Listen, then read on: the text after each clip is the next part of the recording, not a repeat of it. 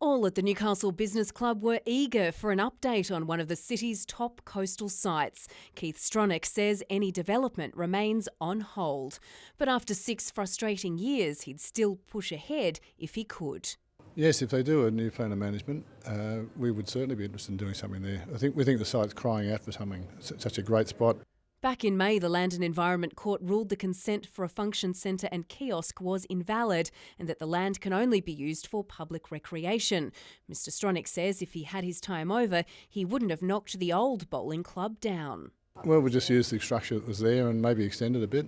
I mean, it was pretty dilapidated, but you can do anything. It's just a matter of what materials you use, and you can make a good use of that structure. We should have. Pity we couldn't have done that.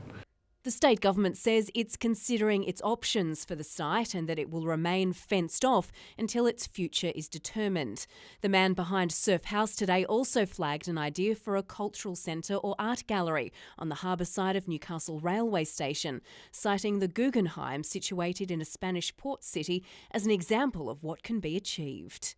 And if we had something major in that location, it would really put Newcastle on the map, even more so as a tourist destination. If you don't push hard, you don't get anything. Mr Stronach also appealed to Council to call for tenders to demolish and redevelop Queen's Wharf. Jane Goldsmith, NBN News.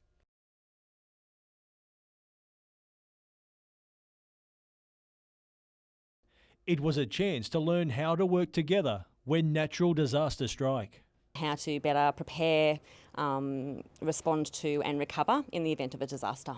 The day of seminars held by the New South Wales Rural Fire Service and the SES was designed to get community groups up to speed on identifying risk in their communities. People have a much better capacity to recover and deal with a disaster if they've put in some preparation beforehand. Dungog knows all too well the importance of communication in times of need. The town is still recovering after the April floods. Today was the perfect opportunity to gather knowledge for the future.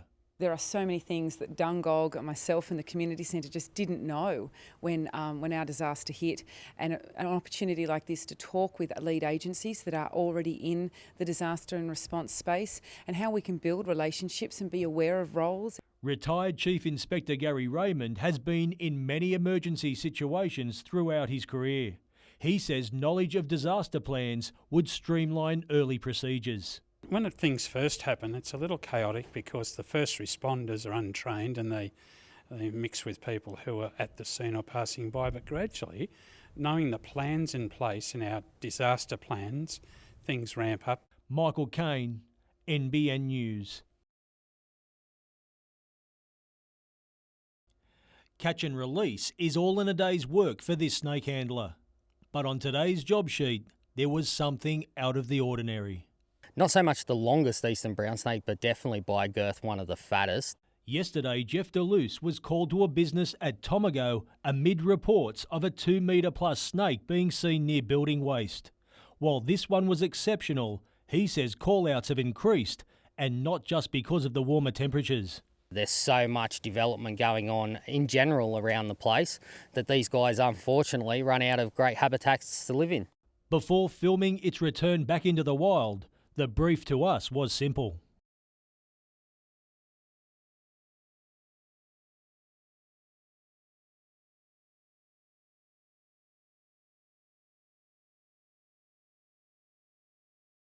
He has the ability to strike over 2/3 the length of his body, so that snake there could quite easily come straight back up his body and bite me on the hand or the leg. The adrenaline's still pumping and it's 20 minutes after releasing him.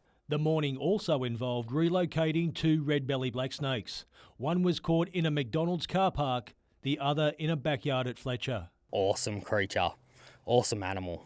Michael Kane, NBN News.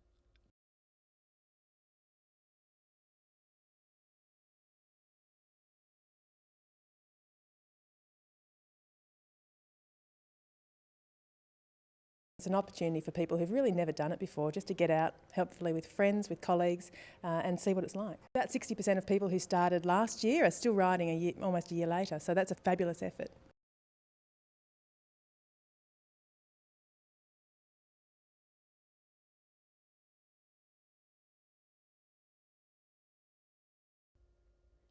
tallying up their takings from a big night of fundraising. Sadly, though, they're $3,000 short. A red bag containing the cash, like this one, went missing from the Starlight Room at West's at 10 p.m. on Saturday. It's a massive, massive fundraising event for a small charity, and we're just absolutely devastated that such our hard-earned efforts have just, been basically lost. Adding to the heartache, fears it could have been stolen by an attendee. To think that they've come to a charity event to help support us and then take something from us, I really hope that that's not the case, because, that would be extremely disappointing. SIDS and Kids relies almost totally on the support of the community. Its Rhapsody in Red charity ball is its biggest fundraising event of the year and was attended by 450 people on Saturday night. Wests are now looking through CCTV and the theft has been reported to police. The charity provides bereavement support for those affected by the death of a baby or child. The $3,000 could provide 6 months' worth of counselling for a family. It doesn't sound like a lot, but it's massive for us. SIDS and Kids is appealing for community help to track down the red bag and its contents. If they would return it now, there'd be no questions asked, and we'd be so grateful. If it's been taken unintentionally, absolutely mistakes are made. A GoFundMe page has also been set up to try to replace the missing money. Jane Goldsmith, NBN News.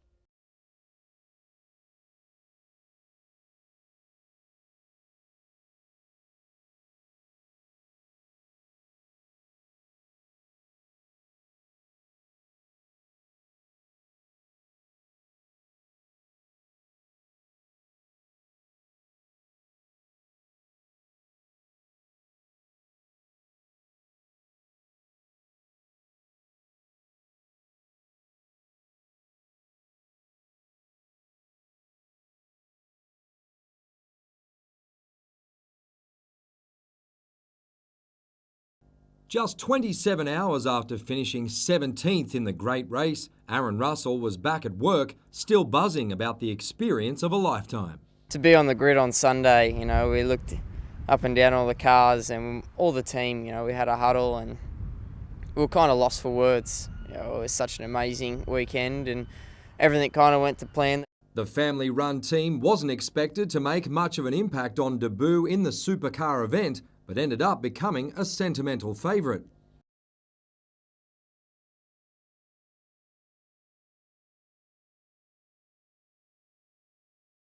The fact they finished on the lead lap only added to Aaron and Drew's credentials. I think that the best thing about the whole weekend is we didn't look out of place. We're racing cars that had much bigger budgets than what we did.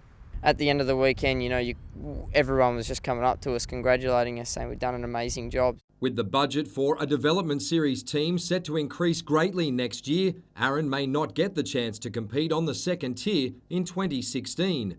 He believes he has a strong chance of earning a drive in the supercar enduro events, but a full-time seat is a different proposition. I don't know, we just keep ringing people and trying to put the name out there, and we definitely didn't do ourselves any harm on the weekends.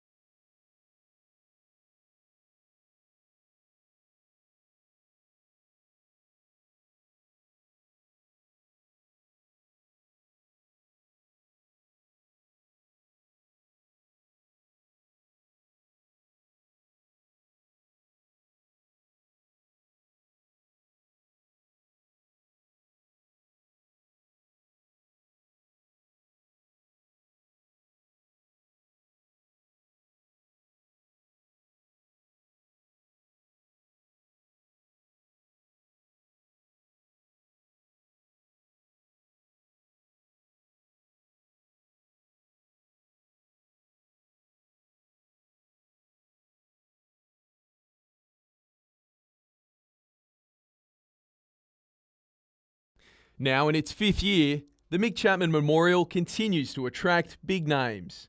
Mitch Docker specialises in European classics, while Sarah Roy is a former Australian Criterium champion. The fact that Orica can bring such quality riders, although there's only a small amount of them, it does add a lot of value and a lot of respect, and it gives a lot of credence to the event. The race is named in honour of Craig Chapman's father, Mick, a local legend who coached inaugural winner Joe Lewis. The race has since seen the likes of Robbie McEwen cruise to victory, while last year sprint sensation Caleb Ewan took the spoils. This year, who knows, I think there could be a break. There's a bit of teamwork going on. There's a few big teams coming down, so hopefully maybe a break. I'd like to see a break actually, yeah. The Criterium is part of the Newcastle Cycle Classic, which was launched at Honeysuckle this morning. A celebration of cycling where not all the focus is on racing.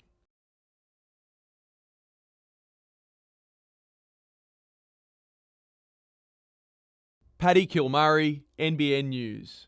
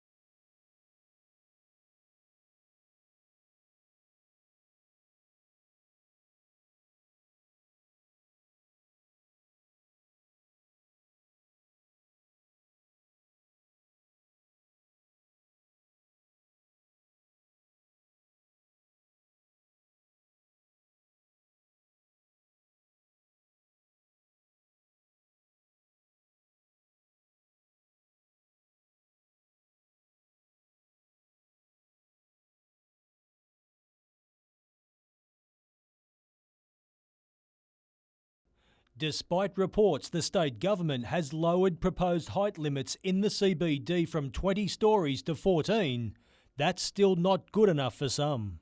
Still way too high, and that the 2012 levels, which were about 8 stories, are appropriate. After receiving objections to building heights at 3 key sites on the urban growth GPT land holdings, the planning department has gone back to the drawing board.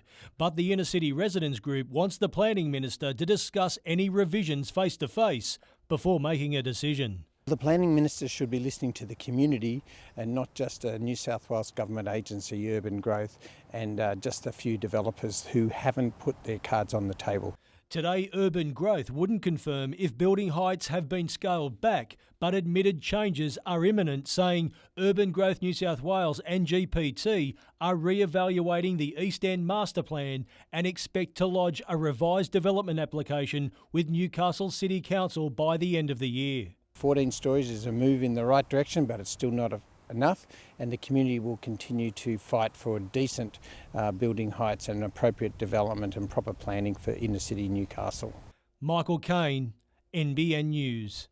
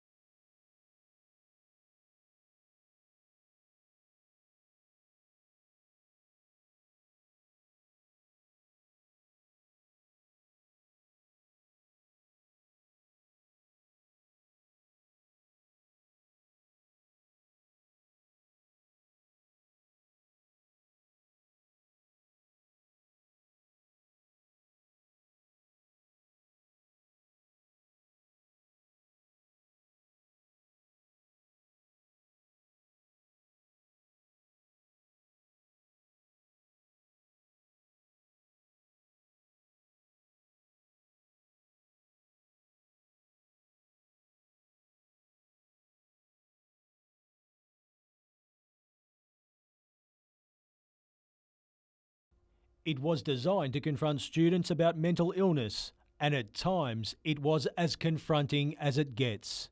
I was diagnosed with depression about 3 years ago, but have actually been a self-harmer since the age of 11. The Lake Macquarie Youth Forum saw representatives from schools come together to discuss and learn about mental health issues. Educating them so that they can then create some projects to take back into their schools and roll out some really strong strategies. The think tank touched on support methods, education facilities and prevention. The prevention strategies are the most important steps in making sure that we really address youth mental health before it starts to occur.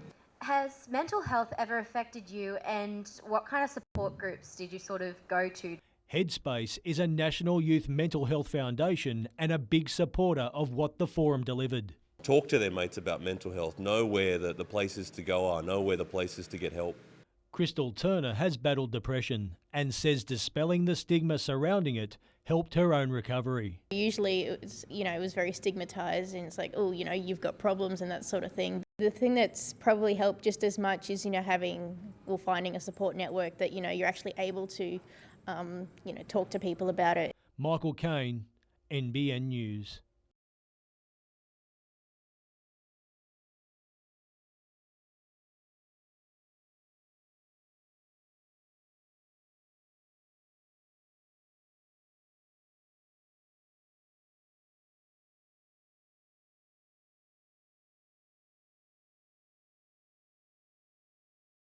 So you can go to parts of the Central Coast and not to other parts, and so it just doesn't make sense.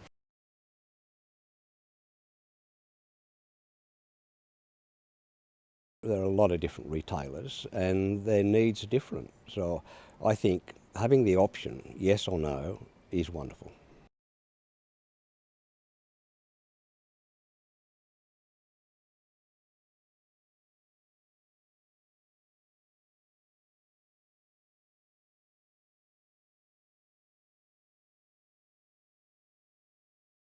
When we saw the loss of money from the SIDS and Kids Rhapsody Ball, obviously our customers and the supporters of SIDS got onto social media, and of course we just knew that we needed to get in there and give them a hand.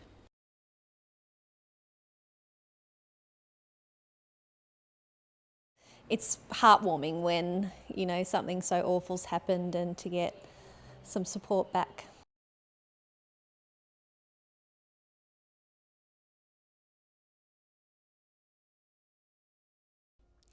From a salon in Cooks Hill to Ecuador, with her own two hands, Cassandra Weller is making a huge difference to the lives of women living in poverty. I was backpacking South America in 2012, and I was exposed to a lot of different sort of poverty-stricken situations when I was there, and I always wanted to help and do some type of volunteering, but I just thought that being a hairdresser I lacked the skills. But she completely underestimated herself. Last year, she started the charity with these two hands. And in January this year, she launched a pilot project in Ecuador, teaching 30 women new skills over the course of a month. I taught them things like cutting and body positioning and how to hold the scissors and how to blow dry the hair. And we did a few upstyles and things like that. And they were so engaged. Now Cassie is preparing to put the real training program into action. In November, she'll go back to run a 3-month project. But it's more than teaching women how to do a basic trim. The skills they learn give them an income and a future. They've never really had anyone to encourage them and inspire them to do something. And that was one of the main ingredients when I was there in January, was to inspire them and encourage them and make sure that they felt worthy. This Saturday night, Cassie's major fundraising event, The Wandering Feast, will be held in Newcastle. For more information on the event or to donate to help fund the project, visit the With These Two Hands website. Vivian von Drainen, NBN News.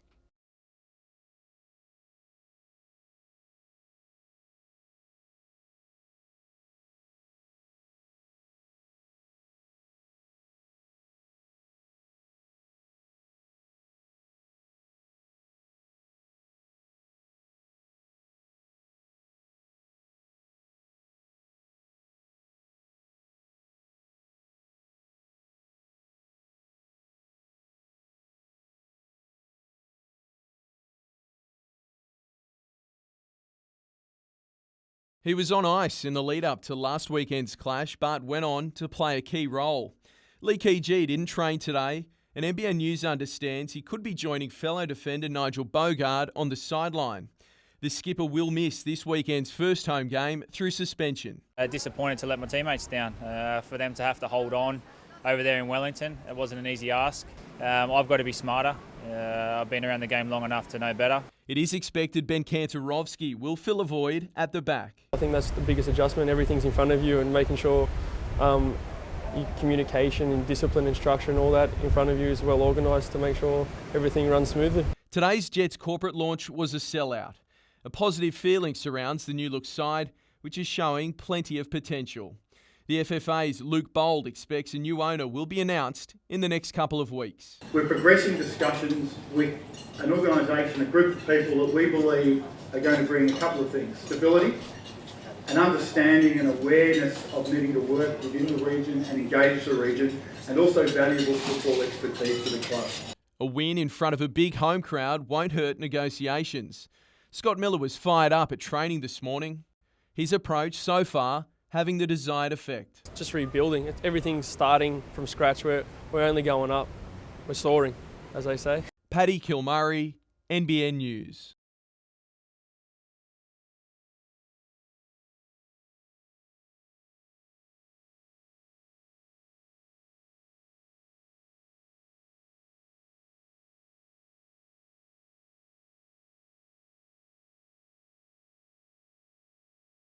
The course is amazing, the greens are pure, the fairways are pure.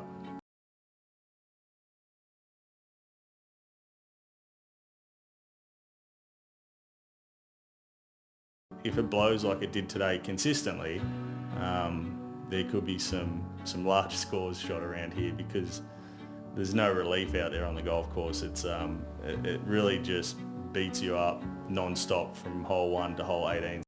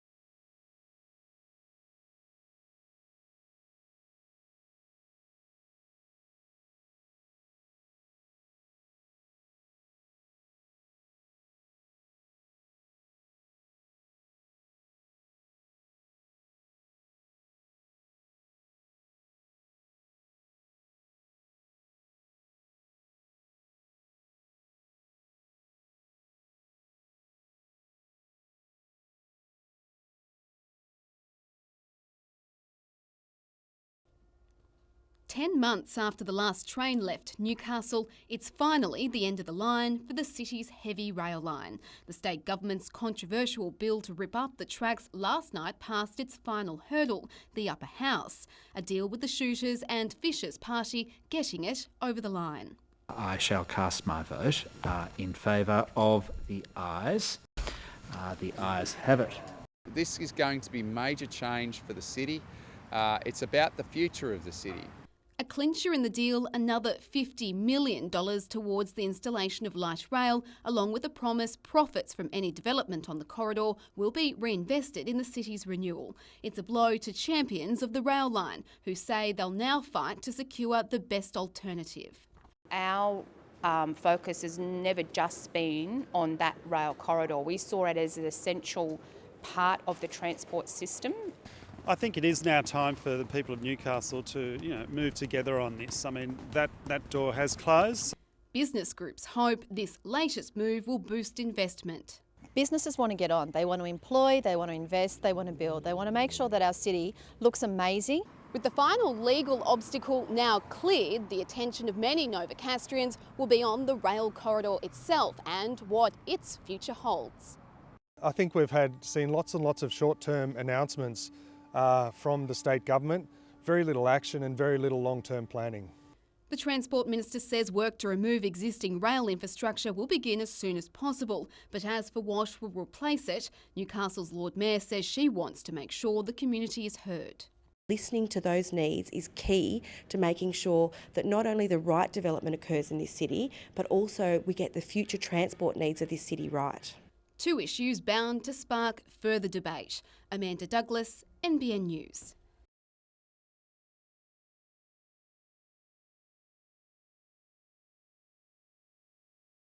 The words suffering Maitland retailers have waited long to hear.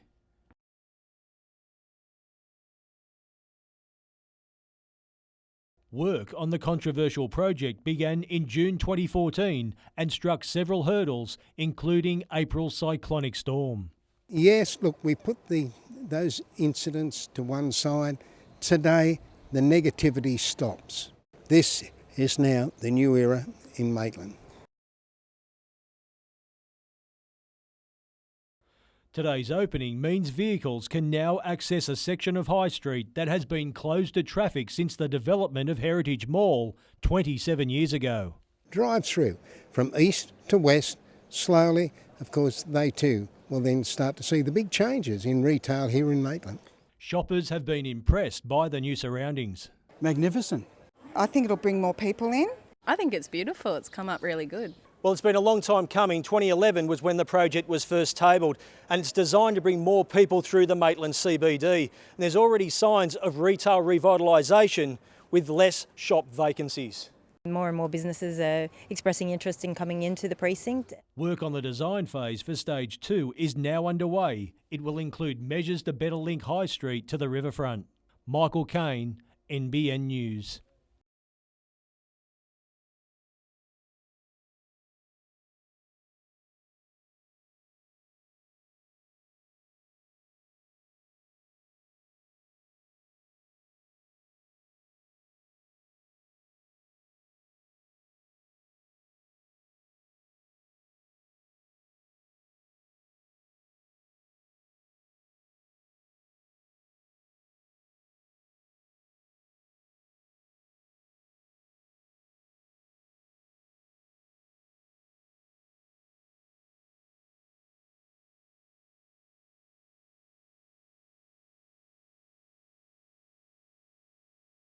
It may seem a long way off, but practice really does make perfect when it comes to HSC music.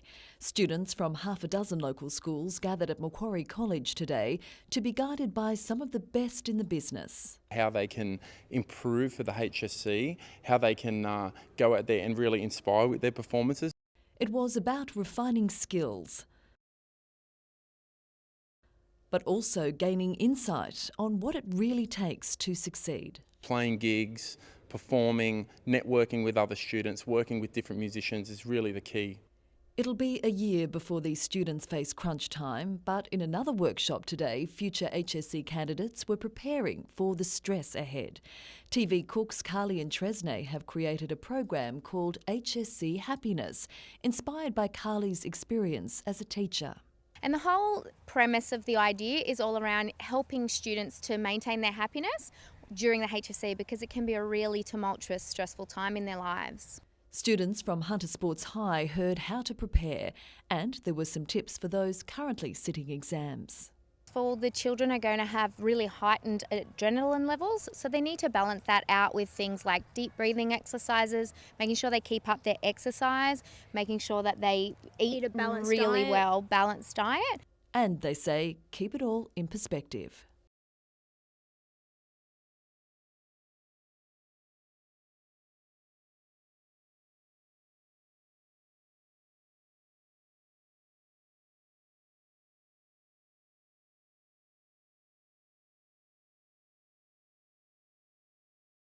I hope to get on in the Sydney Harbour Bridge on the 9th of November, but it depends on how much I talk.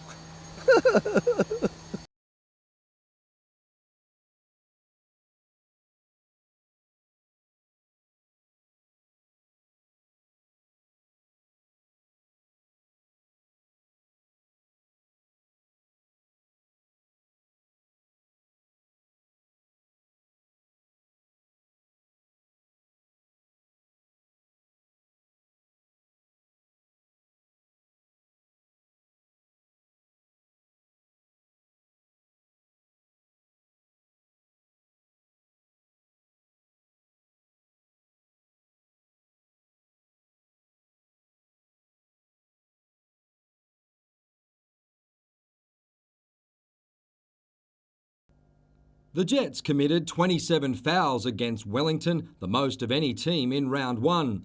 3 players were given yellow cards and skipper Nigel Bogard was sent off. Newcastle coach Scott Miller today indicated he believes his side was hard done by. The referees need to be clear that we're not here to be pushed over, and clear definitions need to go both ways, and that's the way we respect them and we expect the same respect.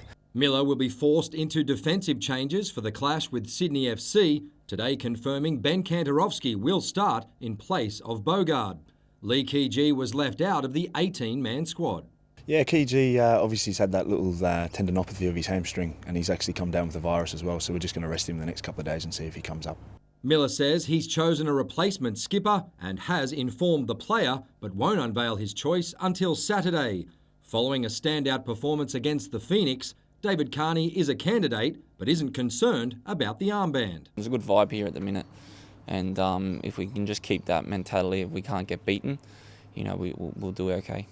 The Jets may have beaten Wellington, but still recorded the lowest possession and pass accuracy in the league. The emphasis I've made and given to the team all week is better in possession and better decisions in the final third. So if we can't create a chance early, we must turn out and play with our sixes and rotate and maintain possession more so, and don't be so erratic in front of goal. Mitchell Hughes, NBN News.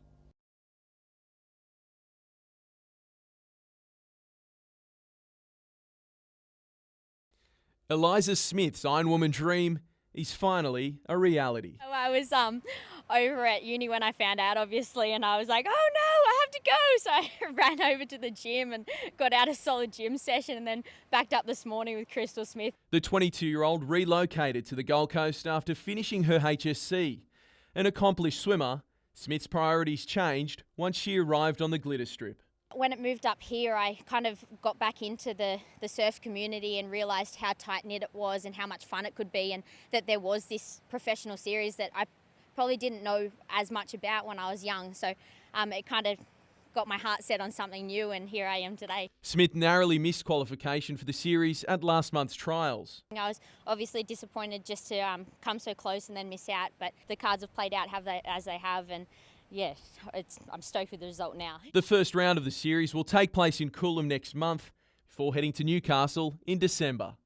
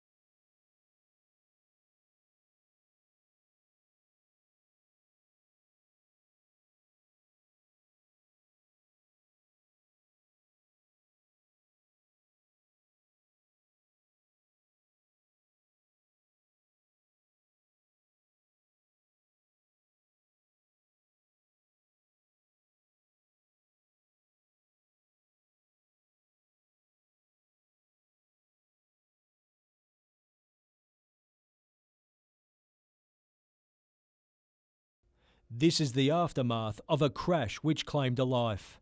At around 4:30 this morning, emergency services were called to the M1 motorway at Killingworth after reports a B-double truck had hit a car. It's believed a Ford Falcon was in the breakdown lane before the accident. It appears that a sedan may have been stationary on the freeway when a B-double truck travelling northbound has collided with the rear of that vehicle. It appears the truck then crossed 2 lanes and created a trail of destruction after careering through vegetation along the median strip and then finally come to a stop. The semi-trailer has fallen over on its side in the median strip. The sole occupant of the sedan, a 49-year-old woman, died at the scene. The Crash Investigation Unit spent most of the morning examining the circumstances of the crash, which caused chaos for morning commuters as traffic banked up for more than 10 kilometres. Early investigations suggest fog may have been a contributing factor. Weather conditions will certainly be part of the investigation carried out by a Crash Investigation Unit. The male truck driver was not injured and was taken to John Hunter Hospital for mandatory blood and urine testing. The salvage operation continued throughout the day. Michael Kane, NBN News.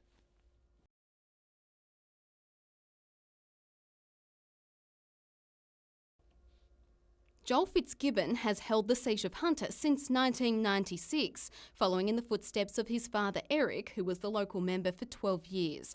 But the Labor frontbencher could be about to lose it, with the electorate a casualty of a proposed boundary redraw by the Australian Electoral Commission.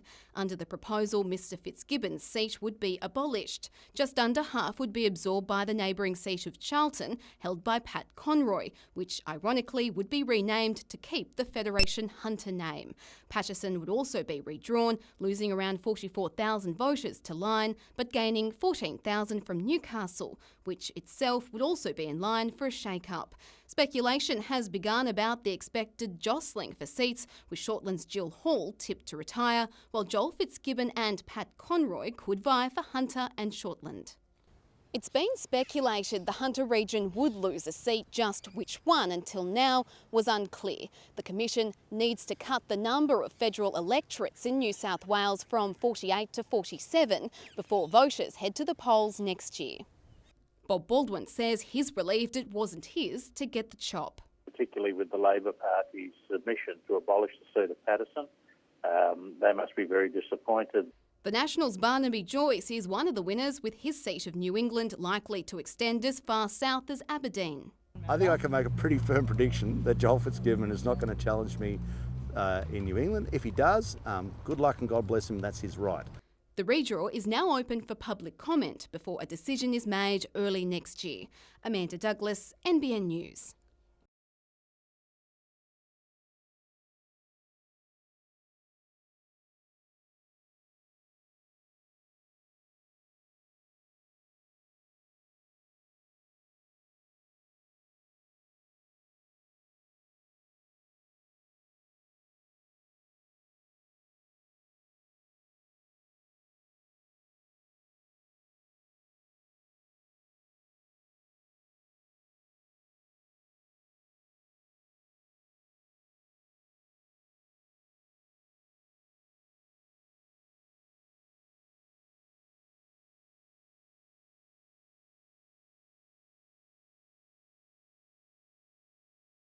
Police stations themselves don't drive down crime, they don't lock up the crooks, but they give the police the opportunity to do their work more effectively and efficiently with the latest technology at their fingertips, and this is a wonderful investment.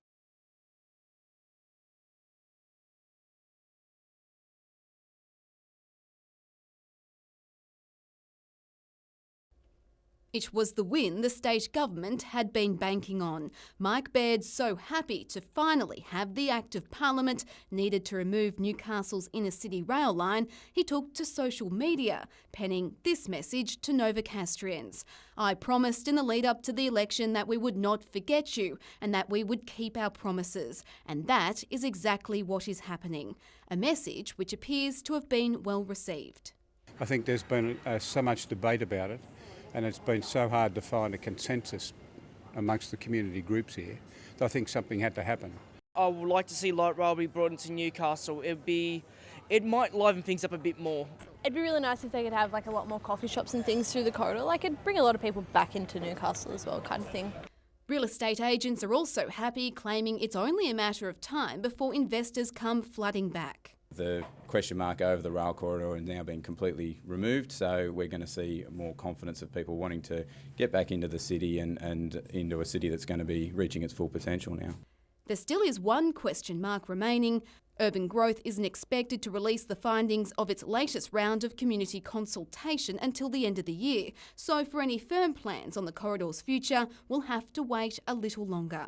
You will see development, but it won't happen, as I say, overnight. You will see, I think, a combination of retail and commercial and green space. Amanda Douglas, NBN News.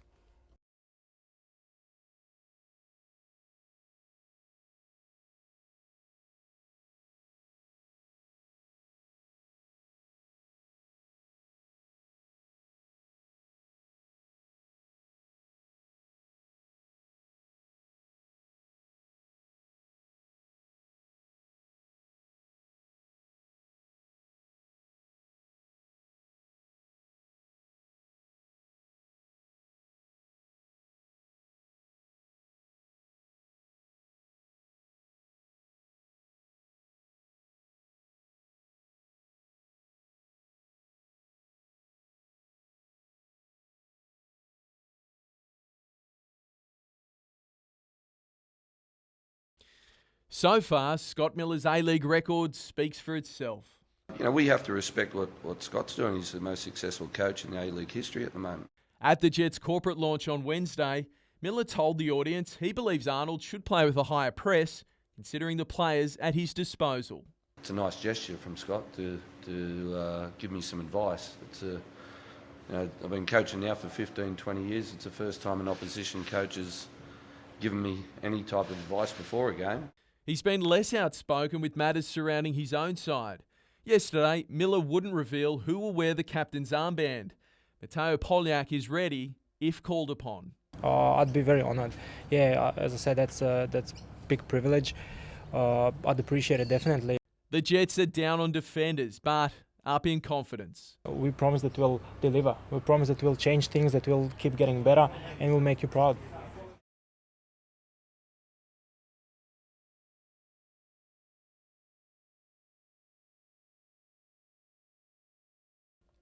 Chris Lees described Lucia Valentina's run in the Epsom as one-paced. He expects an improved performance in tomorrow's $3.15 million Caulfield Cup. It ran third last year. This could be a grand final. We'll just assess it after the race. The alternative would be to give it 2 weeks into the McKinnon Stakes. While punters have cold feet, Lees is confident Lucia Valentina is ready to fire. We took the blinkers back off her. We rode her a little close in the Epsom because we were staying at the mile, so blinkers back off and ridden a bit more conservative. I think we'll see the best of her. She'll jump from a wide barrier, but that's not a concern for Lees. Lucia Valentina, she gets back anyway, so at least it gives her an opportunity to get to the outside where I think she races best. Stablemate Protectionist needs miles in its legs. He's building for the Melbourne Cup. Hopefully having him ride on the day come Melbourne Cup Day. 2,400 metres still well short of his preferred distance, but realistically you still need to see him doing something in a Caulfield Cup.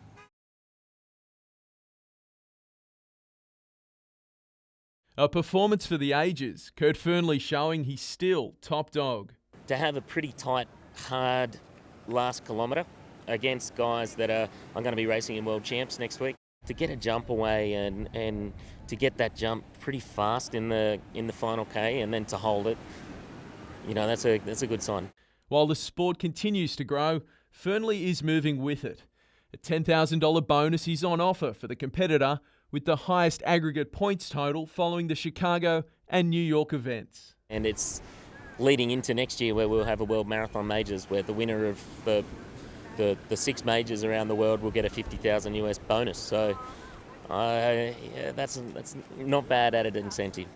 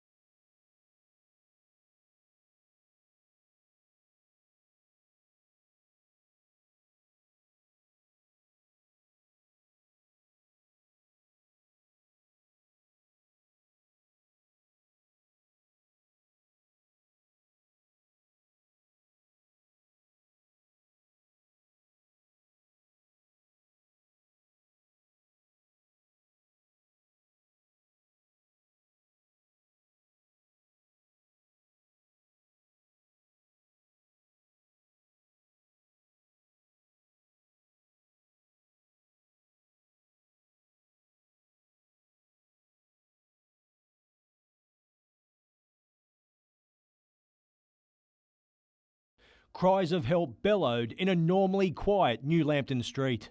It was really horrible.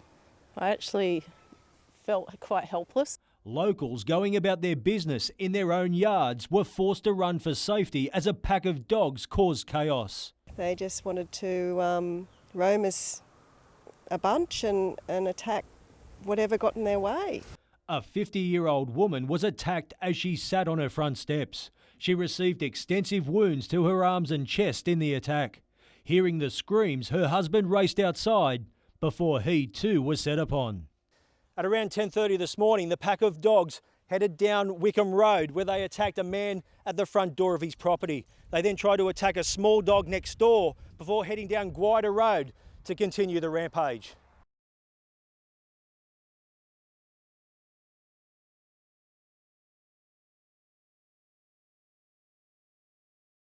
Police located and secured the dogs at a nearby property before advising local council rangers, who then combed the streets to gather as much information. Caroline Sonta lives directly across the road from the first attack. Could hear him yelling, and the dogs tried to get into his house, and he was trying to, I don't know why he opened the door, but probably to see what was happening. And yeah, that was horrible. All three people are in a stable condition in the John Hunter Hospital. Investigations are continuing. Michael Kane, NBN News.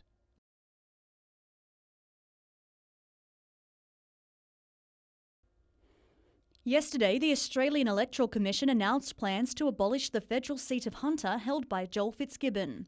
Today, the Labor MP was philosophical as he performed the duties of a local member at a Branxton fair. Yesterday wasn't unexpected. When you take one seat out of a state, it affects everyone dramatically. But that doesn't mean he's taking it lying down.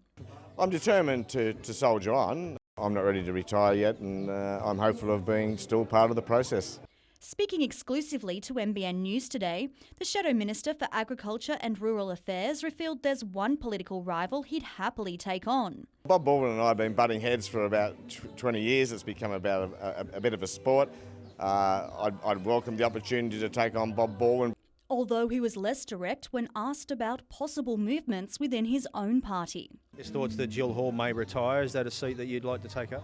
Well, again, we'll sit down together, all of us, over the course of the next few days and work out what is the best thing for the region, making sure that we maximise our representation. Particularly in relation to current Charlton MP Pat Conroy, whose seat will not only replace Mr Fitzgibbon's, but also be renamed Hunter. First and foremost, it's about maximising the representation of the region and, of course, the representation of my political party. Christy Pritchard-Owens, NBN News.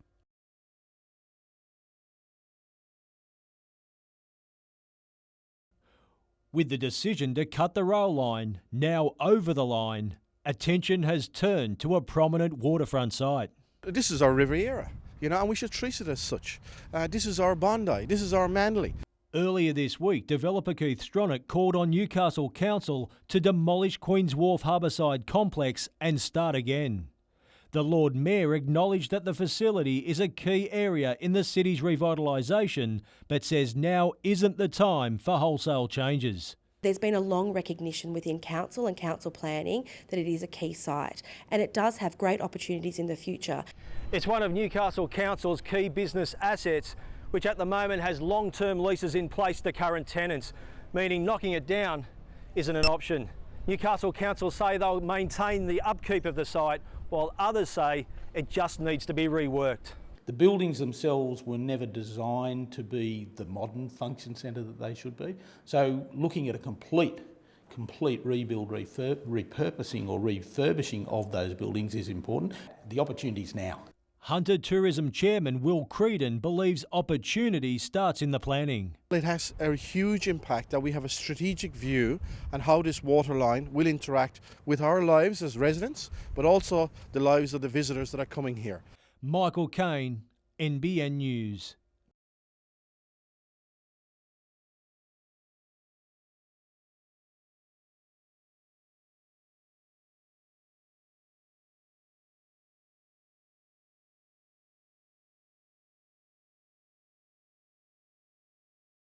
The last thing we need is government telling the police how to do their job. They will always respond on a needs basis, and the needs will fluctuate.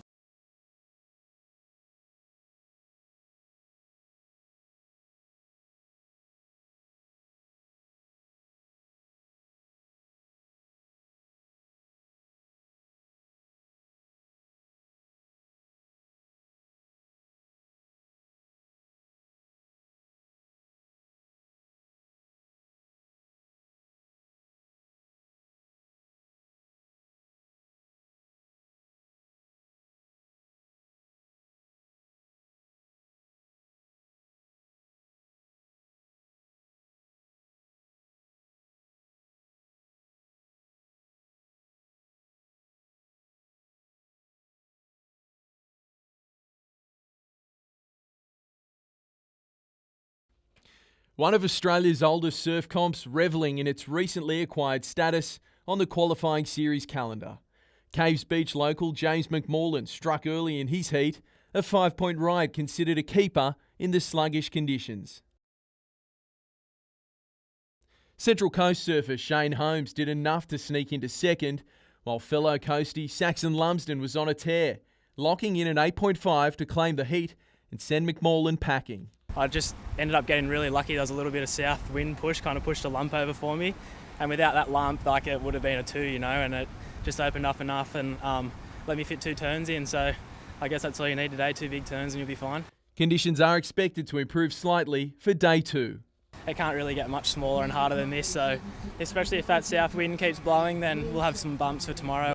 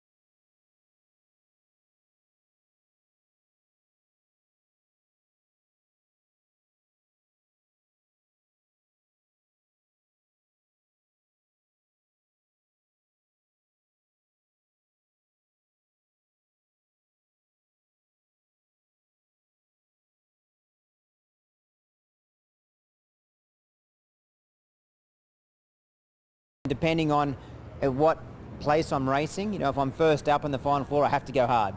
If I'm last to race in the final 4, I have the luxury of looking how everyone else has gone and then run it accordingly.